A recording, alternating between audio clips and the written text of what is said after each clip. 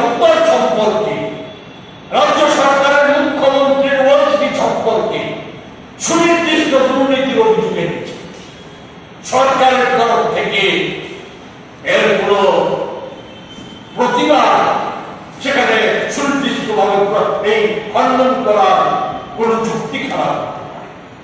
আমরা সেই জায়গায় দাঁড়িয়ে আজকে প্রদেশ কংগ্রেসের তরফ থেকে আপনাদের মাধ্যমে আমরা দাবি জানাচ্ছি যে অবিলম্বে বিদ্যুৎ নিগমের এই যে ব্যাপক দুর্নীতি, বিদ্যুৎ নিগমে যে কোটি কোটি টাকার যে দুর্নীতি, এই সমস্ত কিছুকে খুঁজে বের করার জন্য এর সাথে যুক্ত কারা কারা, এর সরকারের কোন কোন ব্যক্তি কাকে সুবিধা পাইয়ে দেওয়া হয়েছে, এই সমস্ত ক্ষেত্রে এই সব কিছু খুঁজে বের করে দেওয়ার জন্য, বের করে দেখার জন্য যাতে ব্যবস্থা নেওয়া যায়, তার জন্য আমাদের যে বিধানসভা আছে, বিধানসভার নির্বাচিত প্রতিনিধিদের মধ্য থেকে সর্বদলীয় কমিটি গঠন করে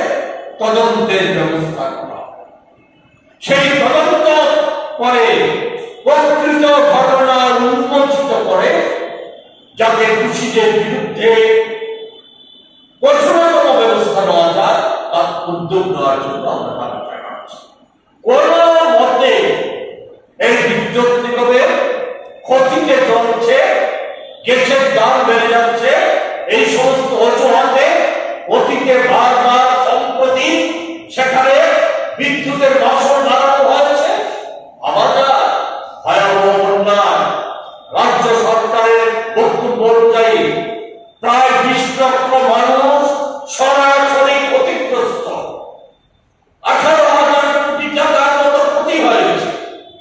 প্রাথমিকভাবে সরকারের বক্তব্য চূড়ান্ত বিচার না, এর পরিণতিতে রাজ্যের সব মানুষ 40 লক্ষাধিক মানুষ আজকে দুর্দশাগ্রস্ত, আর্থিকভাবে তারা দুর্দশাগ্রস্ত।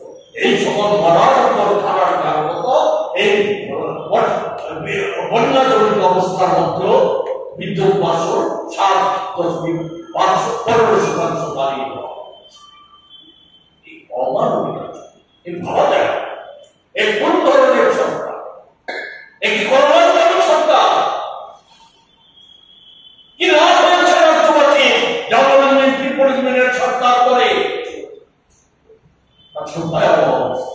তাই আর কথা না বাড়িয়ে আমরা এখানে বিদ্যুৎ নিগমের অবস্থা, দুর্নীতি, এই সমস্ত উন্মোচন করার জন্য, এর বিরুদ্ধে কার্যকরী ব্যবস্থা নেওয়ার জন্য বিধানসভার সর্বদলীয় তদন্ত কমিটি গঠন করে দ্রুত তদন্তের ব্যবস্থা করা এবং দোষীদের শাস্তি ব্যবস্থা